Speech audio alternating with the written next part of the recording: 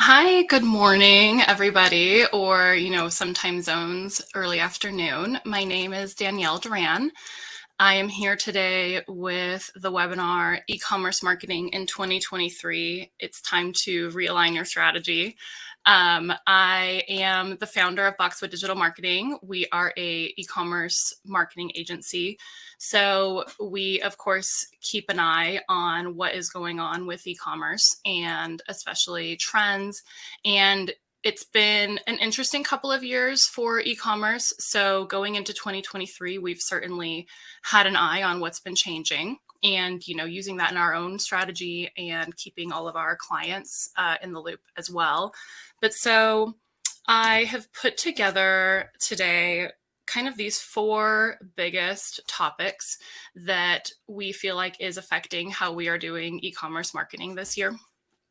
And also I'll just mention, feel free to ask questions throughout the webinar. I will leave time at the end for questions and answer. Sometimes I have a moment to answer questions during, but otherwise we'll get to them at the end, but feel free to put them in the chat whenever if you'd like to. But so these topics that we're going to focus on today for the changes in e-commerce marketing this year are search engine marketing, so SEO and search ads. We're going to talk about what's changing there. Changes in shopper behavior, specifically longer buying cycles, is kind of the most recent change we've been seeing. Also, the move from third-party to first-party data. If you're not familiar with those terms, you've definitely heard about this topic, though, so it'll probably make a little more sense when we get to that section. Also, changes in e-commerce marketplaces and some new players that are trying to really take some of Amazon's domination of marketplaces. So let's get started. I see a lot of you are located in some very sunny places like Florida and California. I am in Denver, so I'm a little bit jealous. It's pretty dark out today. But anyways, let's talk about some search engine marketing. So often this is also abbreviated as SEM. So this includes SEO. So that's the organic results of search engines, and also paid ads on search engines. So this graphic over here on the left, this arrow at the top that is pointing to this little ad result, this is the paid ad for a search result. So if someone types in buy a lamp, this is, the search engine's result page. So the ad result is the one with the little ad icon. The second arrow, there is no ad icon. That is the organic result. That is what is related to SEO. So some facts about SEM. As much as 93% of online shopping begins with a search engine. So that sounds huge, but if you think about it, you may have developed some of your favorite places where you might do some shopping. Say you were shopping for a lamp once, and maybe your favorite now is somewhere like Wayfair, but where did you start originally? You probably started with Google, and maybe you discovered something like Wayfair or a favorite place that you are now shopping. But originally, it did start with a search engine. So when you really think about your own behavior, that 93% starts to make a little more sense. So while about 6% of all clicks go to ads, 94% go to the organic results. So huge difference there. But as anyone in e-commerce knows, the difference between getting to the top of the organic results and getting an ad at the top can be a difference of a couple of years of work. So that's why, ads still kind of have their place, because it's something you can turn on and have it running and getting traffic tomorrow. So these have always been pillars of e-commerce marketing. SEM, search engine marketing, SEO, and PPC, they've always been pretty much the two main sources of traffic for e-commerce companies since kind of the beginning of e-commerce. So why we are talking about it today, though, is that it really is changing. So search ads. Anyone who uses Google has probably noticed that ads are taking up more and more space on your search results page. So, first maybe we had these just two little text results that were ads, but then now you've also got, the shopping tab, but now those shopping listings are also going on the search results page. And then you've also got these big map listings with its sponsored placement. So ads are taking up more and more physical space. And a lot of that is probably Google knowing that most people skip the ads and they're trying to get more people to click the ads for ad spend. So also something new, this is going to be something that we will talk about a lot when we get to the marketplaces topic. But if you have any relationship with Google now, maybe you run some ads or have Merchant Center set up, you've probably been getting a lot of emails and notifications from them to create free shopping listings in Marketplace. There is a reason for this. It all ties back to money. So I don't want to spoil, the Marketplace talk, but their plan might be to get everyone using these free listings and then kind of nudge you into some ad spend, with maybe a future marketplace coming later. But so that's something that has been changing. Also, ROI has been getting more difficult to achieve. If you've been DIYing your ads or even paying an agency, you've probably seen ROI go down with search ads in the last couple of years. A positive ROI is still achievable. It just really takes a lot more data gathering and analysis and strategy than it used to. Also, with organic, the most recent algorithm update called helpful content, which if you're not in the SEO world, you probably have not necessarily heard of this, but back a couple of years ago, especially when I was first working in e-commerce, it was really frustrating. Sometimes you'd write these long, helpful, amazing articles, and then all the articles outranking you on search engines were these kind of weird, thin, clearly written just for the bots at Google and not for a real human to ever read type of articles, because they just would keyword it better and kind of, play the algorithm a little bit better. But so the big push right now with Google is to really get rid of those articles and not have them rank anymore. So how they are able to kind of tell if an article is better quality and more helpful, literally in the name of this algorithm change, helpful content, is this user experience tab. They are paying more attention to how long someone is spending on a page, if they're interacting with it, if they're clicking around, maybe they're watching a video, maybe they're then going to they're clicking a link and following it somewhere else. That is largely how Google is measuring if content is really kind of readable and usable. So user experience, still important, maybe even more important as time goes on. Also, mobile. I'm sure you have been paying attention to mobile, but it is more and more important every year as well. And nothing is different in 2023. Over half of all searches are happening on mobile, and more shopping, of course, is happening on mobile too. So as an e-commerce owner, what should you be doing about it? So how we have found a strategy of how to use SEM for our clients that works really well is SEO should always kind of be your long game, your long-term goal of where you're going to be getting the majority of your traffic. And then search ads, though, can fill that gap in the meantime of just getting you traffic coming in, getting you revenue coming. But SEO just is always, your organic traffic is always going to have a larger return on investment. One of our bigger clients, 10 million plus yearly revenue. I recently did a lot of ROI analysis for their different marketing streams, and SEO had a 7 times higher ROI than their search ads did, which was just crazy to really see it on paper like that.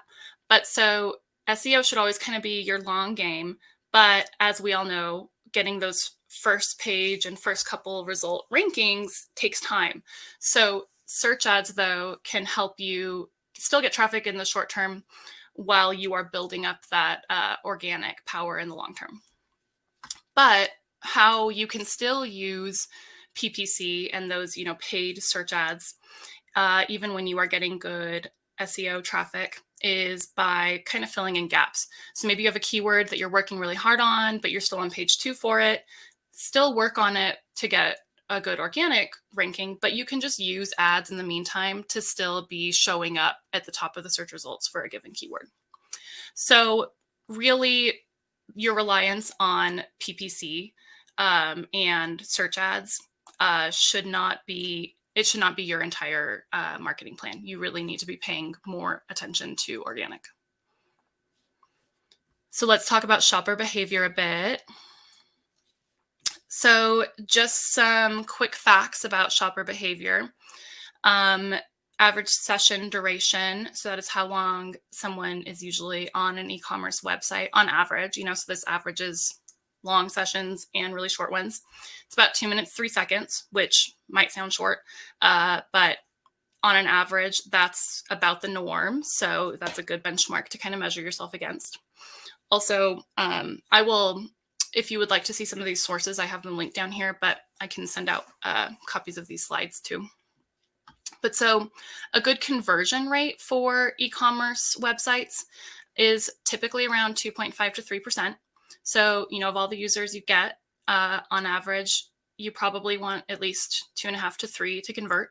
So if you are lower than that, something might be either not working with your website, or, maybe the quality of your traffic isn't great. If you're higher than that, great job, keep doing what you're doing. But that's kind of what you should aim for. 58% of shoppers have reported that they have decided not to buy a product because it didn't ship for free. So if you're not on the free shipping bandwagon, I know it's frustrating, but we kind of encourage everybody to do free shipping. Just roll in those shipping costs to your product cost. Thank you, Amazon, for making everyone expect free shipping. Also, 88% of visitors have said that they were unlikely to return after a poor website experience. So your user experience, and if your website is working properly, is a big deal.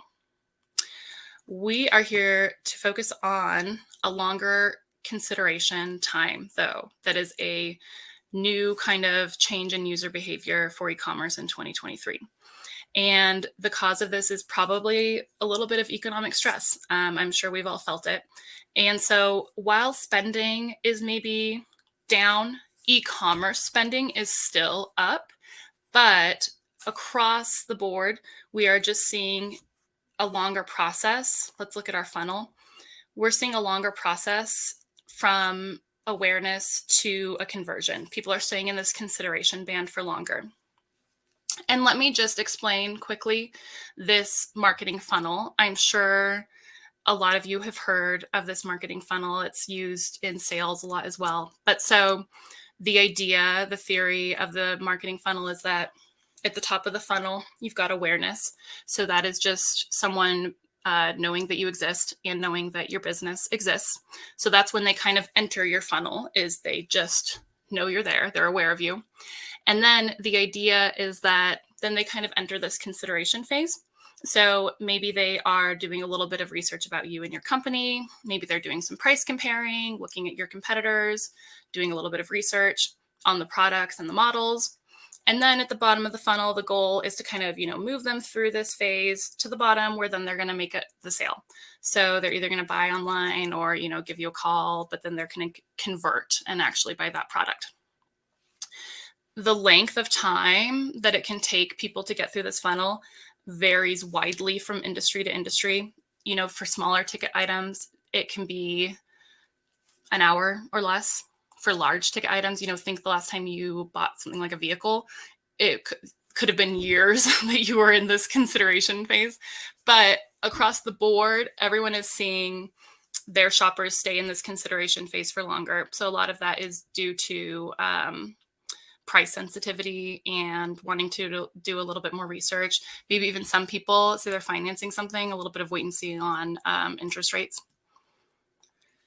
But so what should you do about it as an e-commerce business owner? You should invest more in what is happening between awareness and conversion. And there is a lot that you can actually do. So think about what you would do if you were considering making a purchase. So, imagine you are thinking about buying a rice cooker. And so you're like, okay, what size of rice cooker do I need? Maybe you're Googling, sizing guide to rice cookers or something like that. So say this shopper is searching that in, and then the first result they click, it's maybe this nice little infographic about, here's how big you need a rice cooker for a commercial restaurant. Maybe here's how big you need one for just a family, or here's the size you should get for an individual. So that could be your content that they are landing on. So that's the idea of content marketing, is that you are providing helpful information and you can catch people during that research phase. So maybe they even started with your competitor, but your competitor didn't have a sizing guide. So maybe now they're on your website, and when they're ready to buy, they're like, oh, these guys really know their rice cookers. Maybe I'm going to buy from them. So you should invest a little bit more in that content to kind of help stay on people's radar during that consideration phase, and show that you're an expert, show that you know what you're talking about. Another way is retargeting. So you can do this with Google ads or with social media ads, but you basically can show ads to people who visited your website in the last 30 days or whatever time frame, just kind of helping stay on their radar while they might still be considering. Also, the use of lead capture tools. So this will come up again in the third-party versus first-party data. But so say they needed to fill out a form to request a quote on their commercial rice cooker. And so, but maybe they didn't end up making the purchase yet. So now you have their email address, and maybe you can send them a coupon for rice cookers. You can kind of help nudge them along if you're able to get some of their contact information. So that's another tool that you should consider as far as just being able to help nudge someone to making that purchase with you. So we're going to talk about first-party data. And the reason I put, the return to first-party data is that when I first started in e-commerce in about 2014, of course, there was still, social media ads and Google ads, but first party and collecting people's contact information was huge. And it kind of went by the wayside when people could rely on, Google and Facebook instead to kind of do their targeting for them. But really, the trend now and what you should be doing now is kind of returning to first party. But let me kind of explain what third party versus first party is if you're not familiar with these terms. But so third party is when a business like Google or, Meta, Facebook, especially Facebook has relied a lot on this. They gather data on their users, and then they utilize that to run ads. So they would gather this by, tracking your other web activity, or, even it's a social media platform. So you're entering your personal information, you're talking about your life. And so they can use that to let people target ads to you. So that is gathering third-party data. And then first-party data is when you gave your data to a business directly and they're reaching out to you. So like, the lead gen form or something. If you filled out a, prompt to get a coupon and put in your email address, and then that business reaches out to you, that's just first-party data. You didn't go through a middleman. And, an example of this would be if you, back in the days before you could opt out, if you downloaded an app. So, an example would be, I remember when I was pregnant, very early in my pregnancy, I downloaded this What to Expect app, where no one knew I was pregnant, but I downloaded this app that kind of tracks your pregnancy. And then I started getting ads on Facebook for like maternity clothes and diapers. And it felt very invasive, but those companies that were able to utilize that third-party data, they didn't know I was pregnant. The seller of like the diapers didn't know who I was, but Facebook did. And so they allowed other people, to get those ads to me. So it's kind of interesting and a little bit invasive, but it was working pretty well until a lot of it is being banned. A lot of that third-party data gathering, as you've seen, is not really happening anymore. So Apple, they rolled out that big update where now apps have to ask you to opt in, which I'm sure most of you do not. Even me as a marketer, I do not opt in because I don't want Facebook knowing if I downloaded a what to expect app. Like that just feels, a little bit invasive. But so now you can opt out. But what does that mean? Facebook's ads don't work nearly as well because they're not able to get into my personal business and find out I'm pregnant anymore. So and the shift is happening fast. So also Apple has blocked third-party cookies on their browsers and, this opt-in feature on mobile phones. Also, Google announced that they're going to be putting an end to third-party cookies by 2024. So this third-party data is really kind of disappearing quickly. But what does that mean that you should do? You should be focusing more on first-party data. So while you might not be able to run hyper-targeted ads anymore, and in the future, it'll probably just go down, what you can do, though, is gather that data yourself so that you can market to your customers better. So we mentioned, the lead capture forms when we were talking about the longer consideration windows. So that's one way to do it, is to just gather emails from people browsing but not buying, trying to just get them into your funnel. Also, things like email marketing. So say you have, that request a quote form, and then say you've got their email address, but then you can tell they didn't buy because you don't see any purchases. Sending them a drip of emails is a great way to still be getting that higher percentage of, closed sales versus browsers. Also, a big one is going to be even trying to gather a little bit more information through even customer surveys. So maybe, when I worked back in commercial refrigeration, we would survey our customers to figure out what kind of restaurant did you work in. So say maybe they work in a sushi restaurant, then we can send them specific emails for supplies for that type of restaurant, So just figuring out how to do your own kind of targeted marketing is going to be more important. So e-commerce marketplaces. We've alluded to this in a couple of other sections. It's all kind of related. The big one, Amazon. Of course, we all are familiar with Amazon. So in 2022, Amazon made up 38% of all e-commerce sales, which is insane. If you are a seller on Amazon, a lot of e-commerce businesses, they maybe have their core website, but then they also sell on Amazon. This is going to be extra important for you probably. So Google and Meta / Facebook, Instagram. As we just talked about with third-party data is going away. Google and Meta are going, how do I keep making money off of these, online sellers? And the answer they have both turned to is becoming another e-commerce marketplace like Amazon. So what is Google's plan?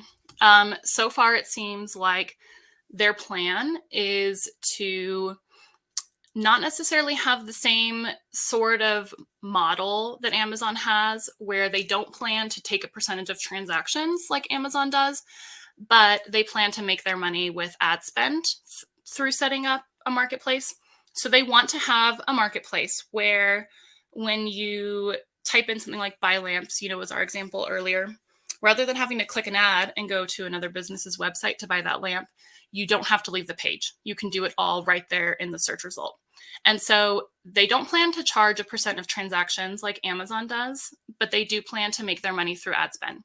So it really seems like that's kind of their plan with getting everyone to set up these free Google Shopping listings, is that they want everyone using their platform for when, it blows up, so to speak, when they launch this kind of in-platform purchasing. They want everyone already using their services, so it's easy for them to just start cranking some ad dollars in it. So this probably will take a fair amount of searches away from Amazon, where the ease of shopping on Amazon, so a lot of people are starting there with even like their search engine type search. Google wants to steal a lot of that, and I think that Google is probably the biggest threat to Amazon as far as a marketplace. So Meta has already been doing this for a while, but they still are investing heavily in it. There have been some stumbles. They did already launch this in a small way, but I believe, last year, the guy who was running this program got fired. I think there was a little bit of drama. And so it's had some stumbles, but it still seems like this is what they are banking on, because they relied really heavily on that third-party data in order to have a good quality ad platform. And as their cost per clicks have been skyrocketing, as a lot of us have probably seen, they really are banking on e-commerce and being an e-commerce marketplace where people can purchase in platform. They are really still seeming to bank on that as a future revenue stream. So if you are selling on Amazon, I don't think you need to close your account right now or something like that. But you should just really be aware of these other platforms, because it can take a long time to get, some good credibility on Amazon and get good placements on Amazon. And so you really should try to be the first on platform on some of these, even if it's just a small presence. Because if they blow up like Amazon did, don't you wish you would have been one of the first vendors signing up on Amazon? So if that is part of your strategy, if you're already selling on Amazon, I would say really keep an eye out for what is happening with these, because if you can get in early, it can put you in a really good spot. If you're not already using an e-commerce marketplace and you're doing great on your own website, I would say keep doing that, because having control over your own purchases, your own transactions, that's always going to kind of be the ultimate goal. But, being on Amazon and having your own website is a strategy that a lot of people use, and there's nothing wrong with that. So, in review, in this year, organic traffic as a long-term plan. So that's what's tied to SEO. Educational content and strategies to keep users engaged during their consideration period.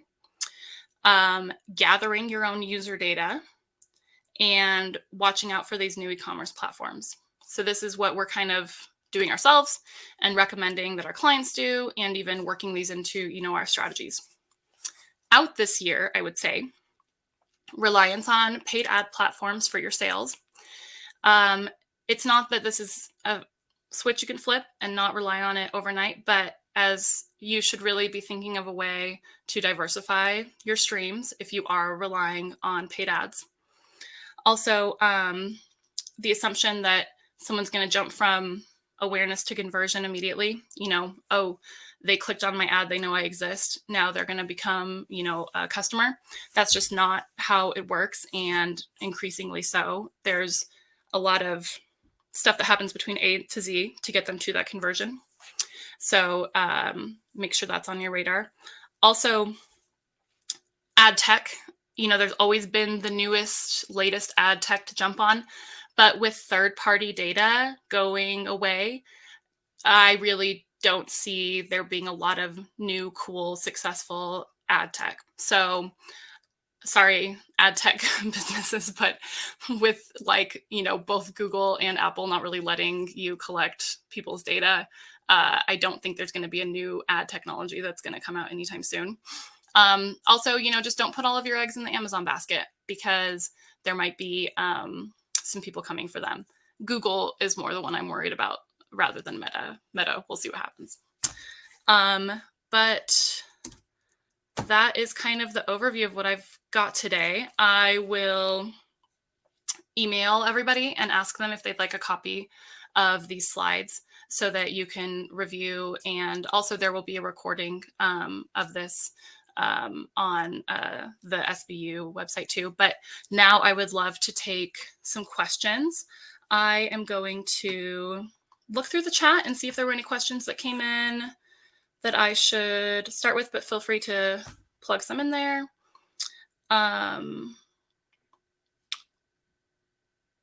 Also, on our website, boxwooddigital.com, we do have a lot of content too and other webinars there as well on e-commerce marketing. And we are actually working on like a long white paper related to this topic as well, which should be available soon too.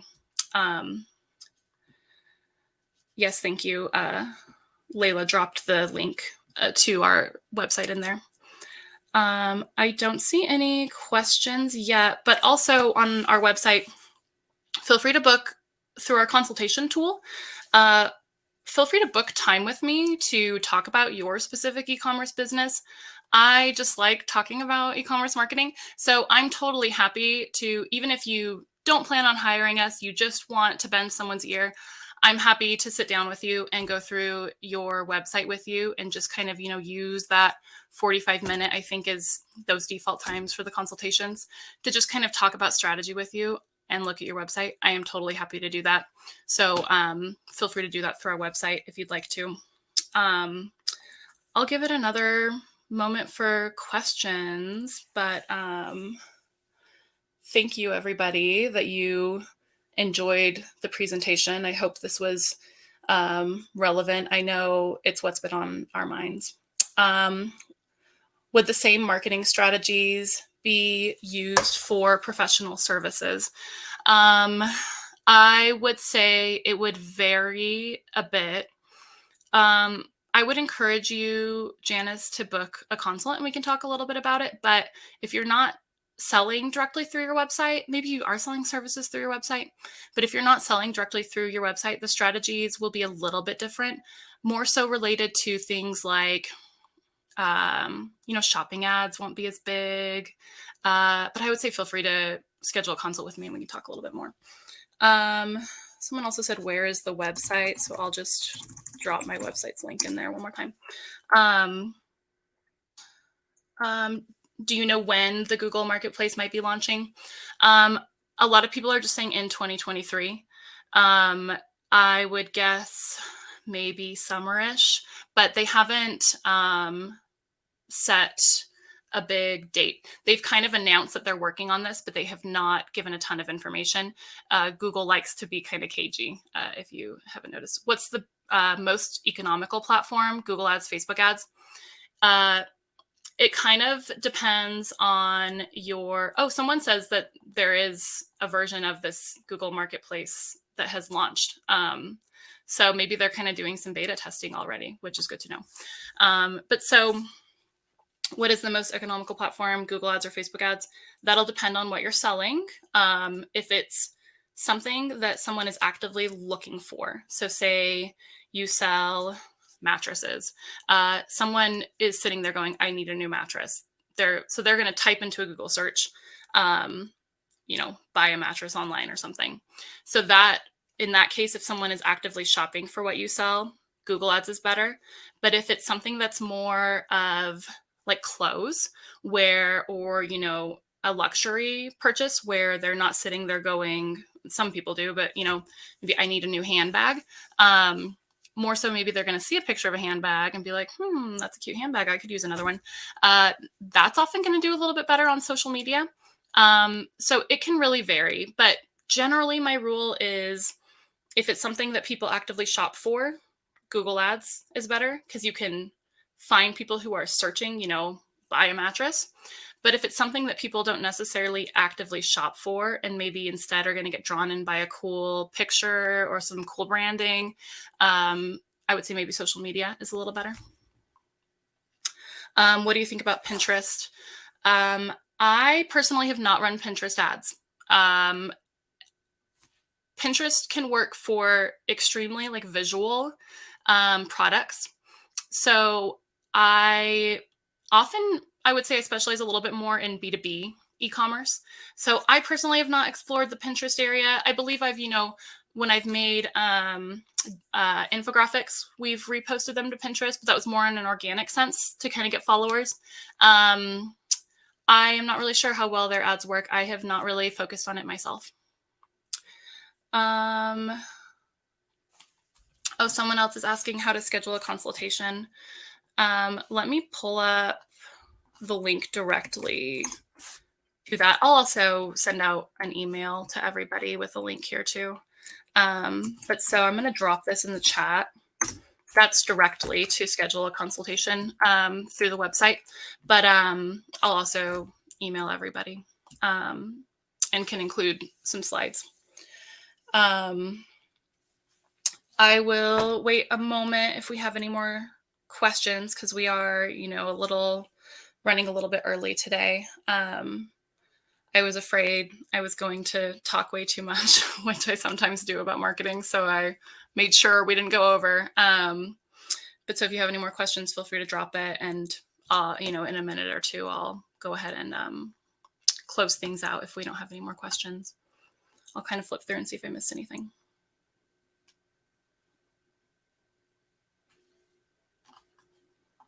Okay, I think we are all set. I will send out an email, so feel free to respond to that with more questions for me too, or schedule a consultation. But I will always respond to emails too. So thank you so much, everybody, and have a good rest of your day. I see, is it okay to have 2 social media accounts? I would say go ahead and maybe email me or do a consultation, because I'm not sure if I know what you mean, like maybe 2 for the same business or 2 different accounts, but I can follow up with you offline. But all right, well, thank you so much, everybody. Have a good rest of your day. If you are in one of these cold states, stay warm like me in Colorado. And otherwise, I will see you later. Bye.